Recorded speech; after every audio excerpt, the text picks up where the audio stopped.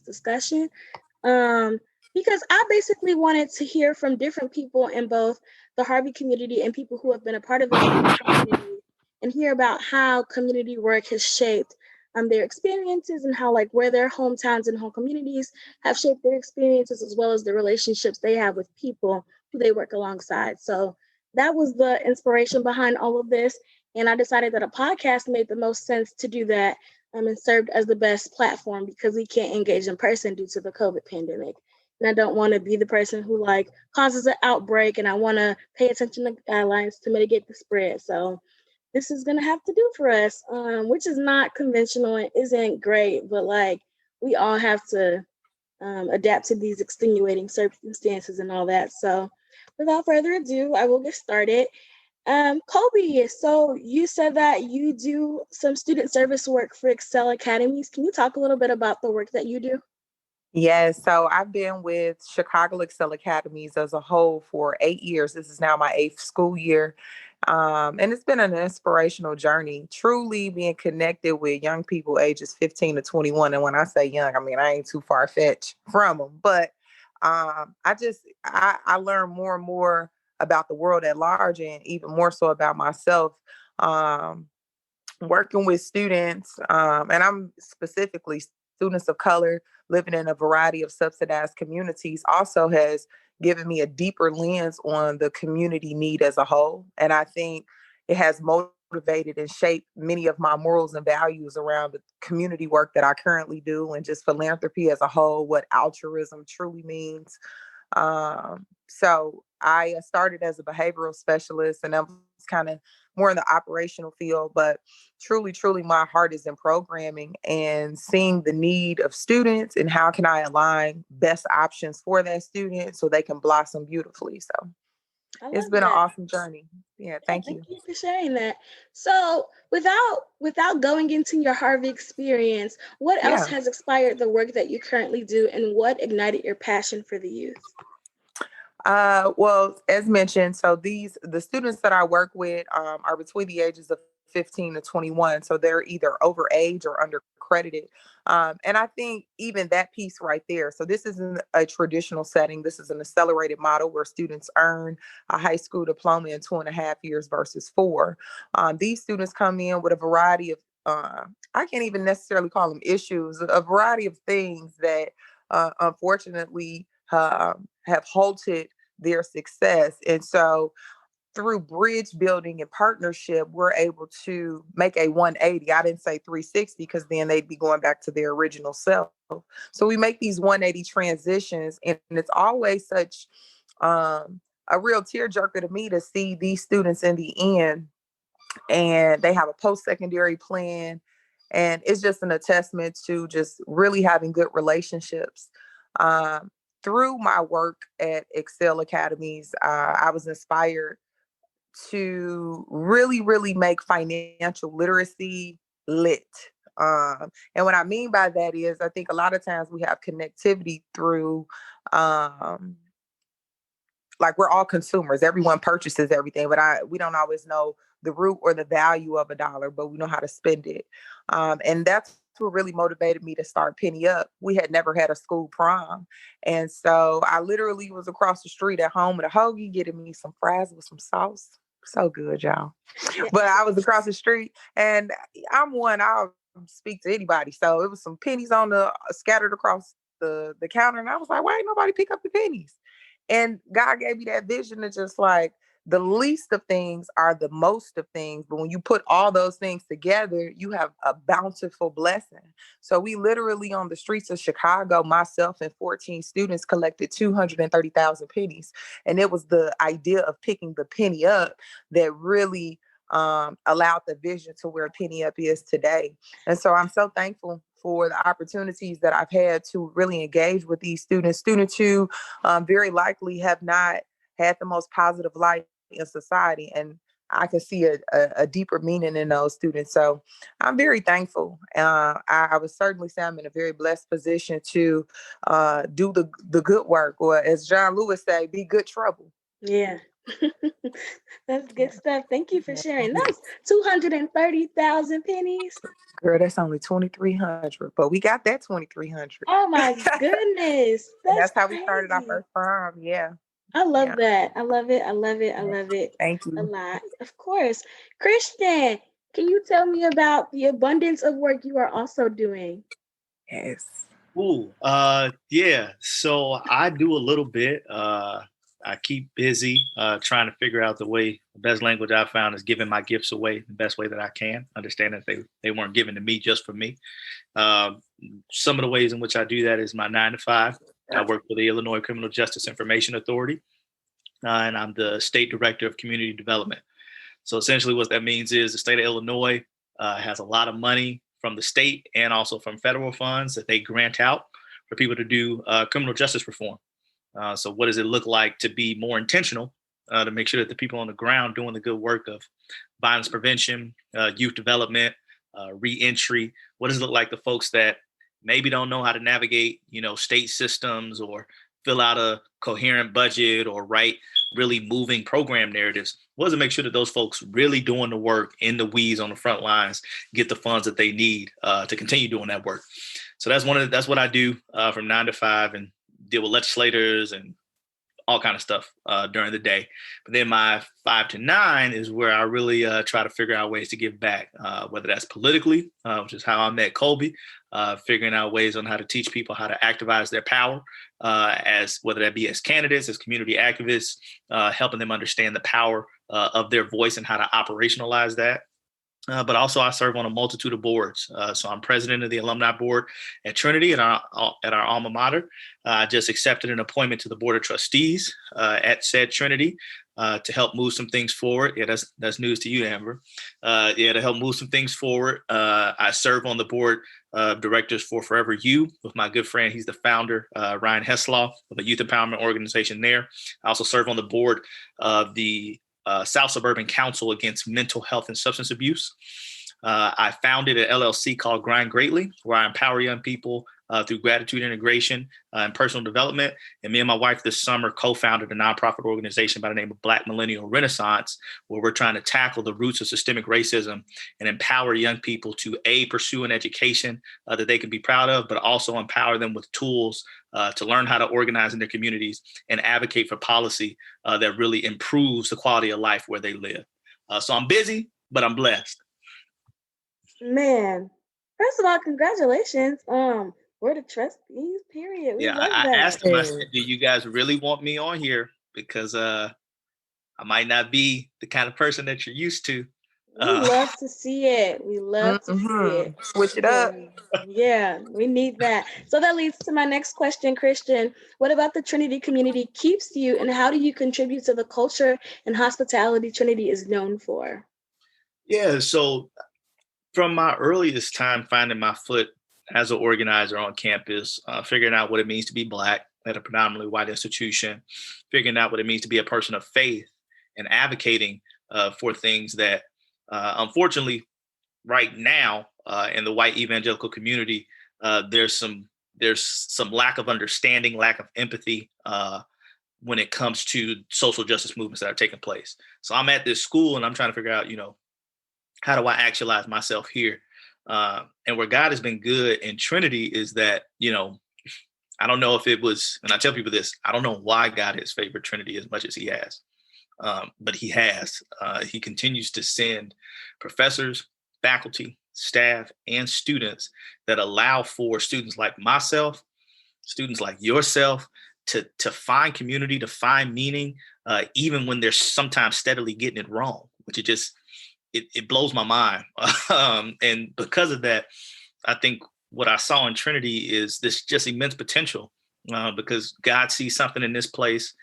So I'm trying to help see what I think he sees to fruition, if that makes sense. So from 2014 to now, just being able to link arms with other people on campus like yourself, like one of my best friends, Noel, one of my good brothers, Josiah, and then trying to push the institution into what I believe her calling can be, which is to be an example of what it looks like to have Christ-like community with people from diverse backgrounds.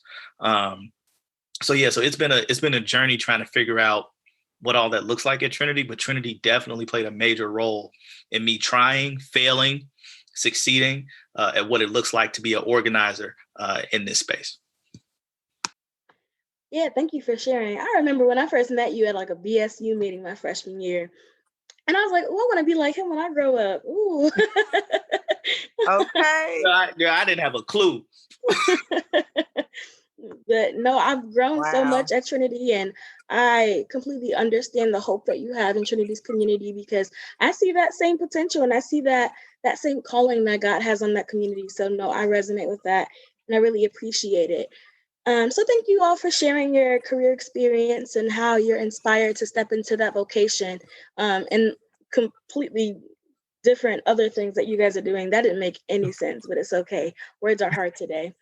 So I am conducting some research, and it's casual. It's not like I'm collecting quantitative data that I'm gonna like evaluate and do all this snowballing and research and stuff like that. It's just me asking questions to hear what your experience is and how your experience has impacted your work. So I'm gonna ask you both two questions each, and just answer to the best of your ability. We can have some back and forth dialogue off of these two questions, because they'll help a lot for me to come up with like a conclusion at the end of my research. And I've done this with tons of other people, and this part of the conversation has gotten so good. And with other people, this conversation has gotten real bad. Like we've had some people get into it over these two questions. Oh man. And they're not like terrible. So Right. without further ado, we will get into the first question, and whoever can start, and you guys can piggyback off of each other, and I'll jump in and out as I see fit. So the first question is, how is your work shaped by your experience in your communities, and in what ways did your community serve as an influence? Yeah, Colby, feel free to tackle that. Certainly. And again, congratulations on everything. Okay. I'm on the line with winners. I love it. I love to see it. Yes. I would truly say so. I'm a native of Harvey, grew up on Lexington, or better known as LEX. And so I've had a very in-depth and diverse understanding of the Harvey community in totality. And when I say in totality, I've been able to see the rise and the because I don't want to say the fall, because I don't think we ever fall. We just at a slow rise. So we've risen, and then now we're kind of at a slow rise, should I say? Because it's positive and everything. And so doing the work abroad, I won't necessarily. It's specific to Harvey, but my work has certainly been abroad, from throughout the Chicagoland area. Um, in what ways can we serve?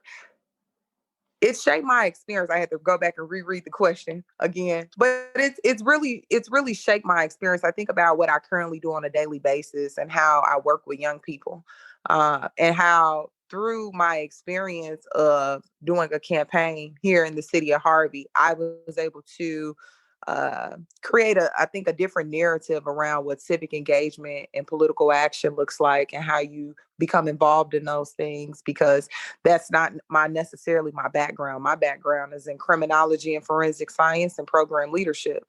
But I think it's really good when we see diversity across all spectrums, and that in turn ignites the fires for others to say, I'm going to take that same lead. I mean, we just saw it with Kamala Harris, and cheers to Joe Biden. But when we see diversity, the aesthetic thought of what we see is what we envision. And so when I was campaigning, many of my students came right here to Harvey and came inside of my home and walked these streets with me many of weeks and weekends in the cold and the rain. And that meant so much to them. I didn't even have an understanding of maybe the plight or the foundation I maybe was laying. I looked at it as like, this is our community project, no difference than what I would typically do on a Saturday with youth. So it's really helped me, I think, too, to be more transparent about, hey, this is an opportunity that you too very well could do coming straight out of high school, no matter what background and all these different things. And so I certainly know that a wave was created, and I think people have a maybe a secure or a more in-depth understanding on why it's imperative, it's pertinent to be very involved on the community base. This is the most connectivity to community. Yes, you can vote for the president, but the likelihood of you meeting him and the likelihood of you meeting him or her at your local mayoral office it's a night and day difference. And just being here in the city of Harvey, if anything, it's certainly been very motivating I went away to school for 6 years, and at this very moment right now, while we on record, I'm in the city of Harvey. And so it constantly ignites me as I ride through the community and I see different things like where I used to go and swim at the Harvey YMCA. Those bringing back those nostalgic feelings lets me also know that it's still hope here in this community really to really do something powerful. So I have foresight that even in the midst of things being very adverse, that we can reverse that narrative and be about something good. So. Oh, I love that. I resonate with that because I always felt like when I left Harvey after high school, I was never going to come back. Like, I was like, I'm leaving Harvey. Oh, I need to same. go away. And I'm Yeah. not coming back because that's not for me. And so I didn't become a social work major when I first got to college. I think I was like a communications major, and then I switched Okay. to psychology and then jumped into social work. And when I heard that we had to do something called a macro 3 program, it's where we learn about macro level social work and while connecting it to like a community. And what they considered Harvey to be maybe 2 years ago was at risk. And when I heard that term, I was like, oh no, baby, we ain't doing that. That's not, I don't like that. I don't like that terminology because it feels like you're saying there's something wrong and the disparities are so great in our community that that's what's holding us back. And I don't like, no, that's not it. Like when I I agree. graduated from Thornton, I think 99% of my graduating class had a post high school plan, and we had over $10 million in scholarships. And you know what I mean? So we all had very promising futures coming out of Harvey. So for that narrative to be what people in outside communities knew of, like that compelled me to do more. So when I found out about this internship, I was like, y'all, it just makes sense. Like I was born and raised in Harvey. Like this is my community. I know it well. And I want to be here and do this work because if I came from Harvey and I don't want to do it, who will? You know what I'm saying? Absolutely. So no, Absolutely. I completely resonate with that. And I may end up back in Harvey one day. Lord knows where I'll end up. But I'm always open-minded now because I feel like immature Amber, when she was 18, was just talking out of anger and looking at her trauma and all of that. So no, thank you for sharing that. Yeah, definitely got to celebrate you, Colby, for your dedication and your commitment to your community. It's something, honestly, that I've admired about you since I met you, and understanding that I'm from West Pullman. I'm from the South Side of Chicago, and I tell people, people are like, "Oh, you live in the suburbs now." I will never forget where I'm from. I will never stop advocating for people from communities similar to West Pullman, to Harvey, because there's something unique about the Black experience in this country that binds us all together to where it's not no different. Amber, you're going to find Harvey in Arizona, trust me.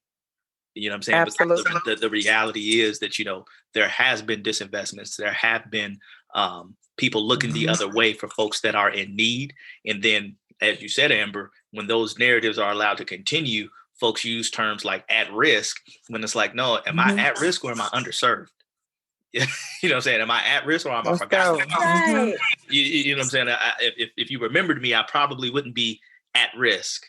It's language is so important. And it's something that, I'm happy to see that God is using your gift, Amber, to figure out how we reshape some narratives on the community level through your education and social work. So for me, how did the Trinity community shape currently the work that I'm doing now? I think what's more fair to say is that my Trinity experience and my Trinity community and family helps me actualize what was kind of already there. Trinity served as like a playground to actually be. all the prayers. I came to Trinity non-traditionally, right? I was 23 years old. I had served in the Navy on active duty for 4 years. So when I look at Trinity and I look at now, like how I understand myself, I just said it to my best friend the other day, because I need language to kind of help frame things. I said, I see myself currently as a institutional and a systemic reinventor, right? So what does that mean? When I see institutions and I see systems that were not made for me, right, that were made not considering me, policies that were crafted when I couldn't vote, policies that were crafted when I was still owned by white males. What does it mean to look at these institutions, understand their history, and then inform and impose justice? And that is what Trinity allowed me to do. I went to Trinity, if I'm being quite honest, not looking to engage in a lot. I had a 1-year-old. I was working. I'm 23. I had been divorced already. I'm like, y'all kids, I got work to do, right? I don't want to engage in this community. God had very different plans because he sent students my way, and I crossed paths with the likes of folks like Noel and Karen, and they were like, hey, we about to do this. And I'm looking at these 18-year-olds, right? I'm 23. And I'm like, y'all don't know what's in store. These white folks ain't thinking about y'all. And I could not, in my grown father, seeing the world in the Navy self, my heart couldn't allow me to turn my back on them. And that's how God tricked me into becoming who I am now, and just by pulling those heartstrings. So Trinity shaped me in a way that, when I looked at students of color, I was like, there aren't systems in place that allow for community to sustain itself after certain students graduate or after certain faculty and staff leave. So what does it look like? Like Trinity helped me become an institutional thinker, right? Like the Next Step project still takes place on campus. I was the first person to institute that when I was on multicultural leadership team. The celebration of Blackness still takes place. You know what I'm saying? I was the first person to so when we look at certain ways of thinking and being in institutions, we got to have folks that can think organizationally and say, it's not about me, because there are students that benefit from the work I've done at Trinity that don't know who I am, right? And that's a beautiful thing. So that's kind of how Trinity impacted how I work now. And the fact that even at ICEJA, I'm co-chair of our diversity, equity, and inclusion committee. I've only been at the job for 3 months. They're like, hey, you lead it. Okay. But it's because I had this background in understanding systems and institutions, and Trinity really helped me sharpen that skill. Wow. I didn't know that you were the first to do Next Steps. That's one of my favorite events. My favorite. Oh, cool. Is it really? And so ask Cindy, ask Troy, they'll be like, yeah, Christian I was the leader of the multicultural team when we tried it out. So the fact that it still happens and that you guys still benefit from it, makes me so happy. Wow, that's so impactful. I remember last year, right before COVID hit, actually, we had the biggest Next Step workshop to date. And there were it was such a great turnout because I was the host, I did that. That's what I'm talking about. It was so cool. It was so cool to see so many people that you wouldn't expect to be there, ready to learn and who are open-minded, who are ready to have hard conversations, who are ready to engage on levels that they may not have in their home communities. So no, that's real. Oh my goodness, Christian, you the GOAT. That's crazy. Yes. You're really doing the thing. Thank you guys for sharing. I love that question a lot because I find myself thinking about okay, I'm getting ready to graduate and to step into my career. And I've always been passionate about children. So this role for me seems like a dream job. You know what I'm saying? And a lot of people don't like kids, so they don't understand that. But for me, it's just this is my safe space. This is where I feel like I'm best. I'm very gifted with children. So to walk in this position, being able to plan and organize in an area where I feel safe and trusted is super exciting for me. And I often think about how Trinity has shaped that and how Harvey has shaped that person in me or that social worker in me to do that work. So thank you both for sharing that. The second question I have is, how do the relationships you have with people impact the work you are doing in your community? So that can include mentors, that can include your supervisors and your coworkers, or the populations that you service and the jobs that you do. Colby, I like this rhythm. You going first? Okay. Everyone has had a impact on where I am today. I'm a student of life. And so I feel like the variety of people that I know, and a multitude of backgrounds has allowed me to have a full term understanding or full understanding of people's everyday woes, just regular people's everyday woes. And it's really the, like you said, the relationship. And I would definitely say the relationship with my students, because they are so diverse and they come from so many different neighborhoods across the city. And everyone's home life is a little different. They've really impacted me to answer, like, what's your why? Like, what really makes you want to do the work that you do? When you see young millennials, which I have a ton of friends who are really about altruism, and they really like that's a big thing in their world. That comes before doing maybe even some social things. And so when you see folks in your same age range set the precedence of what it means to be faithful, to serve and be a servant, and really, really hone in on that and rally others around them to do the same, in turn, it just really inspires me. And so that then is a domino effect, because I aspire to inspire the next. And I know um in doing this type of community work, there are going to be some highs and there are going to be some lows. But if you have a good circle of folks around you, that makes you all the better. And I'm very thankful for everyone that has poured into me. It would be too little to say one specific person. I literally come across people every day, and I think that's the beauty about doing this type of work, right? There is no specific lane of people that can or cannot assist. Everybody has an opportunity to be an altruist or do philanthropy work, because it's not about doing a lot, it's just about doing. And so you get to connect with people on a whole different level when it comes to a common being of just helping out. And so I'm very thankful for a community of folks. Like, I really learned how to door knock from this brother on the phone, Mr. Christian. He even told us it's a certain way you knock on that door. You don't just tap, tap. You got to tap, hold on, tap again. And it's those things that I can make door knocking to align that to just life, right?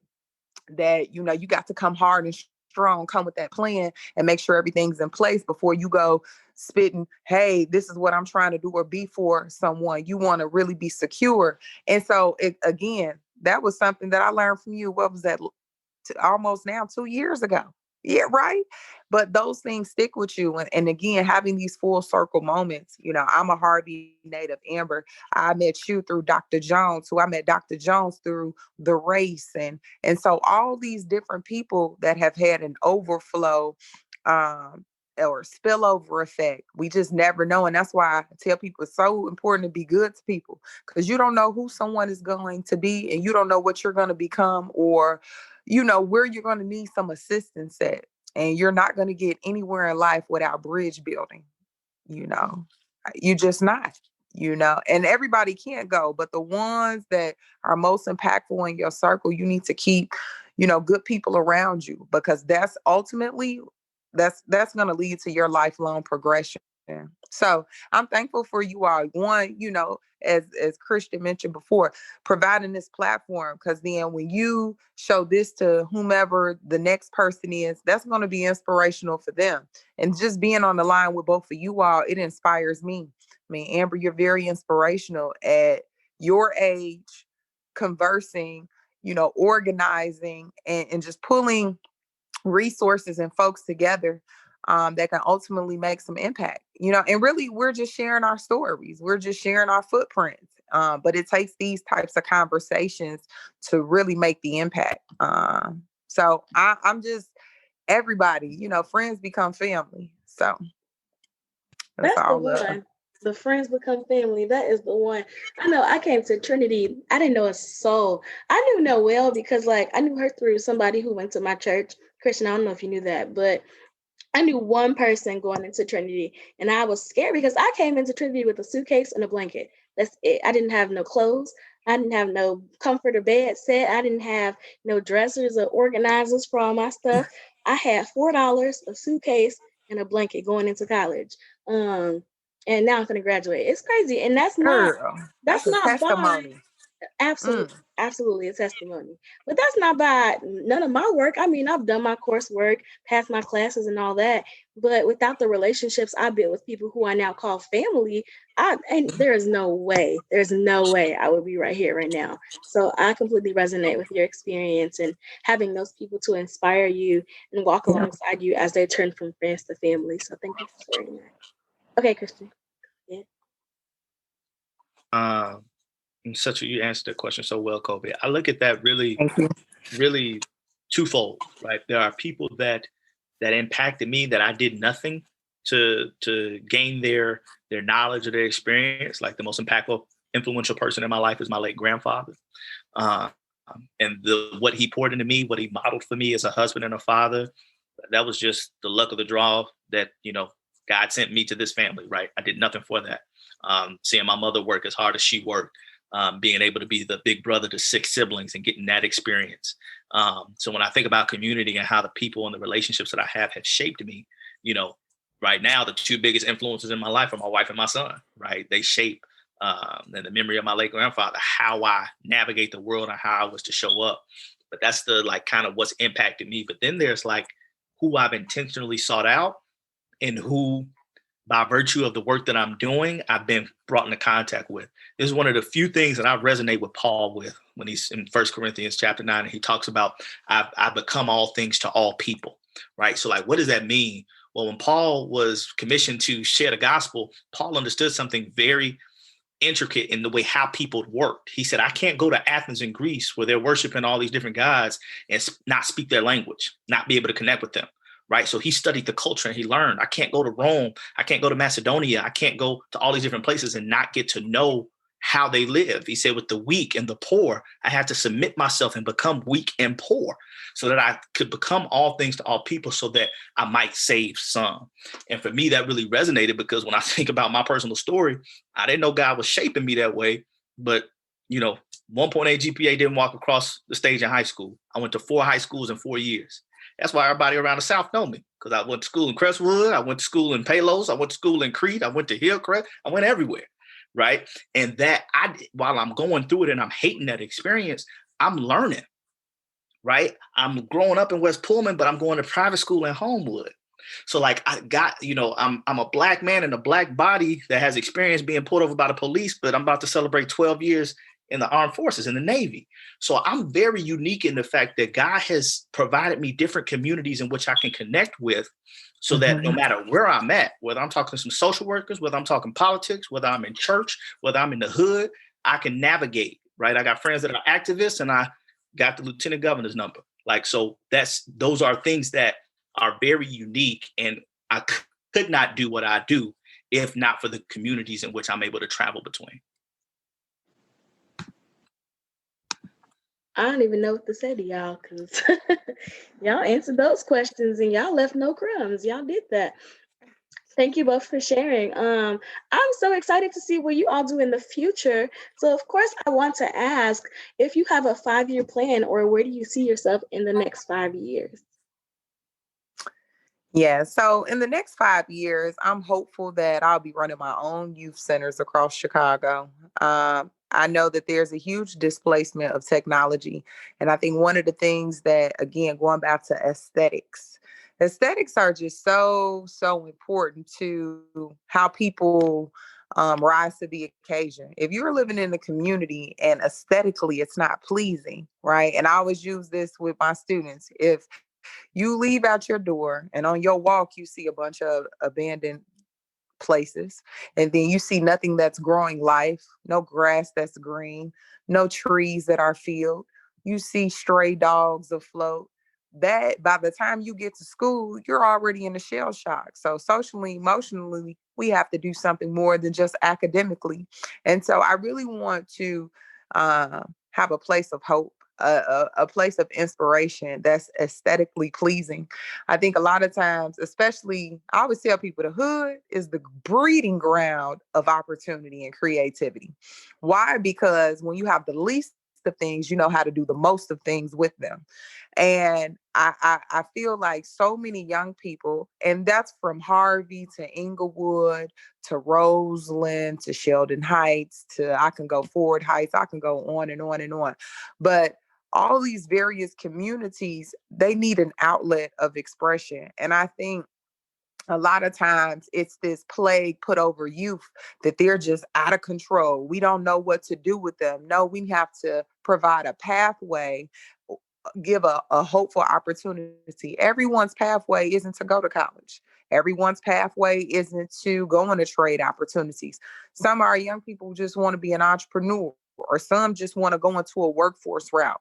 And we have to normalize these things as okay, but have the highest expectation into these things. And so I want to help young people really explore and make a shift in what the idea of success is in our communities. Because I think when you build from within, you have a better opportunity to then shift what's going on. But if we constantly see the same old thing, we're going to get the same old thing. It's insanity.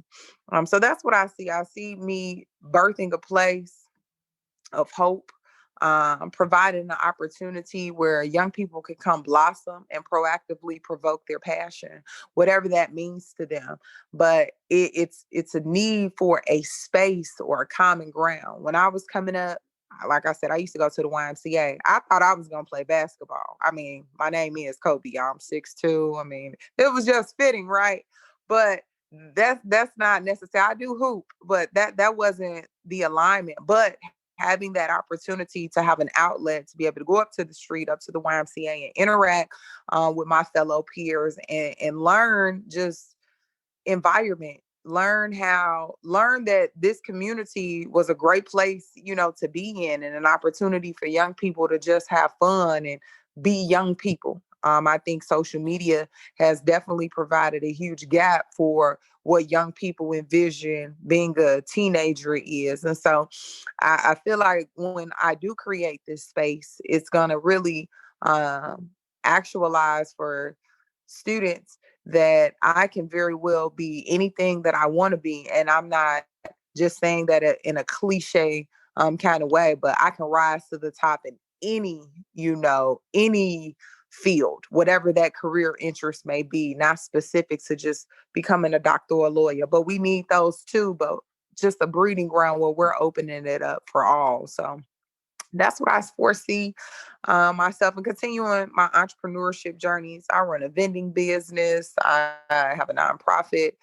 So I see all those things kind of coming together and really opening it up so I can create more pathways and more entrepreneurial endeavors for youth.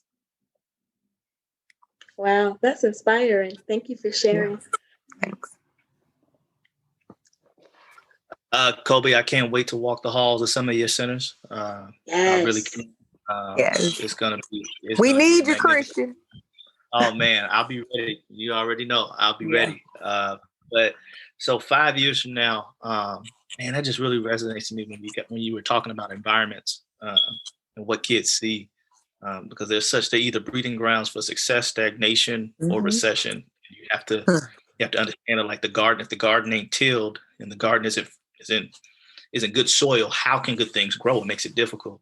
So that's just, I really appreciate you for sharing. You and my wife actually would have a fun time talking about that because she's passionate about like space and like aesthetic. Really? And yes. I know, because I like them bookshelves in the back. Them books are stacked all so funny. Yeah. So you're talking about environment, right? We got a 9-year-old, right? My degree is right here. My political science department award is right here. Her Woman of the Year awards are here. For my son, I didn't walk across the stage in high school, but at 5, he was in my arms with my bachelor's. That's his norm. You know what I'm saying? Daddy going to school for his master's. Bonus mom just got accepted to Chicago. That's his norm. That's what he sees, right? And it's all the more important for me because I do co-parent, right? And no knock to the communities that are still trying to lift themselves up. But my son's mother lives in Inglewood.